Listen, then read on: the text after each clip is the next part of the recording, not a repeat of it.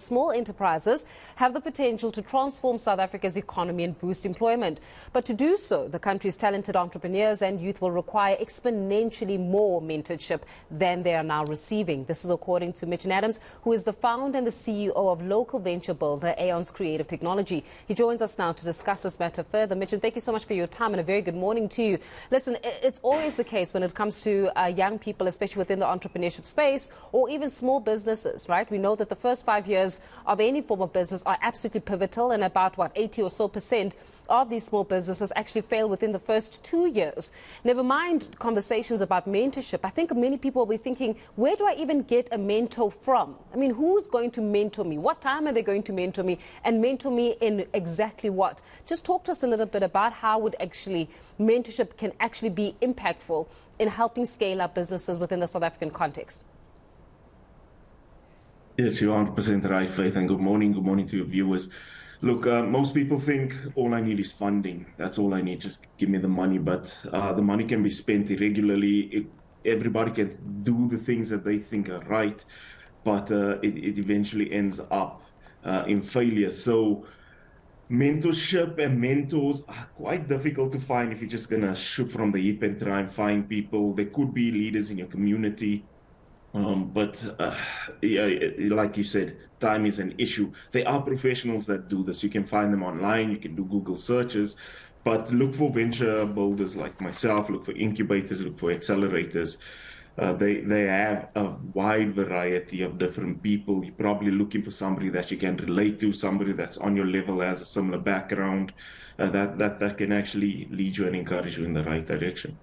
Yeah, but then most of the time we say that in order for us to be able to even attract venture capitalists, right, or to be able to attract angel investors for that matter, is when entrepreneurs are able to do what we would call an elevator pitch. In other words, sell their businesses and sell their businesses so aptly that within the first 7 seconds, a person actually understands exactly what they're selling and exactly what they stand for. But how many of these entrepreneurs are able to even sell their business, market their business just by words? Because that becomes imperative. Yeah, I think most entrepreneurs are really good with the words. It's backing it up afterwards that matters. So, I mean, you'll find that they focus more on the product and the service. For instance, an engineer might make a really great drone software with AI technology, and that's what they focus on. And they keep working and reinventing it, which somebody would call over engineering, but they make something really great that doesn't get to market ever, so it never gets commercialized. So great product, great service, bad business. You could have a really good business and a bad product and be very successful in doing that. I don't recommend having a bad product, but with good mentorship, you can always just have a good business. What we strive for is good product, good service, and good business. That's when you're going to see longevity and success, jobs being created, sustainability, getting past that 5-year mark. And venture capitalists are always going to have their criteria in place. There's always going to be that gap that exists. That's where the mentorship comes in. Not just mentorship, coaching as well. Coaching will be more on the personal level. The business is one thing, the entrepreneur, you have to manage dreams essentially. You have to manage their egos. For me, I think is the more difficult and important part of entrepreneurship, mentorship, and coaching. How then do you start drawing the lines? Because unfortunately also what entrepreneurs face within this context, Mitchan, is that there becomes an over-reliance or an over-dependency on the very same mentors, where the lines now get blurred, where the entrepreneur literally on the day-to-day decision-making of that business, the entrepreneur would be trying to find contact with that mentor. And that in itself becomes a major problem. How then do we start establishing these healthy boundaries within entrepreneurship, within mentorship, so that the entrepreneur knows that the company is still theirs, the decision's still there, but yet they do need that extra added supplement, as it were, for decision making, even bouncing off of ideas? Yeah, so fortunately for myself, I've been in the trenches already, and that's also what I recommend when looking for a mentor. Get somebody that's been in the trenches, been there and done that.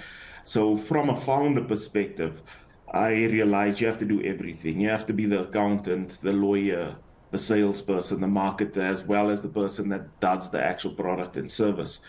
And as we hired people, I realized also you can't just throw them in the deep end. You have to give them some sort of context. So you have to be the lead in that, show them how to do it. If you're hiring a salesperson, you go to a sales meeting, you recite in the script, they're sitting there watching. After a while, they start catching on. They then start moving to the forefront. Again, you can't just let go. You have to stand in a supporting role. And then the important part is letting go. And I think that's how mentorship also has to happen. You have to be there, guiding them, showing them how to do that, not just telling them. It's like raising kids. You can't tell kids what to do. Kids don't listen. They follow what you do. So if you act in the manner in which you are speaking, if you walk the talk, if you do those actual things, the people will follow and do those. You'll essentially copy a version of yourself onto them. There's a book by Liz Wiseman called Multipliers. It speaks exactly about this. You need to multiply yourself onto them, imprint yourself onto them. There could be that reliance, but you have to do the cutoff. You have to separate yourself from them, eventually put them in the deep end and let them swim. Tough love, essentially. Yeah. I think, you know what, Mitchan, I think there's so much we can say regarding this issue around entrepreneurship, and more than anything else, also the appetite amongst the more established businesses to be able to incubate, and actually help groom these up-and-coming businesses so that they do not fail within the first 5 years. Unfortunately, time is never on our side, so we'll leave it there for this morning. Mitchan Adams, much appreciated, the founder and the CEO of local venture builder Aions Creative Technology, just talking to us a little about the importance of mentorship and how is it that businesses can really sustain themselves beyond the survival mode of the first 5 years.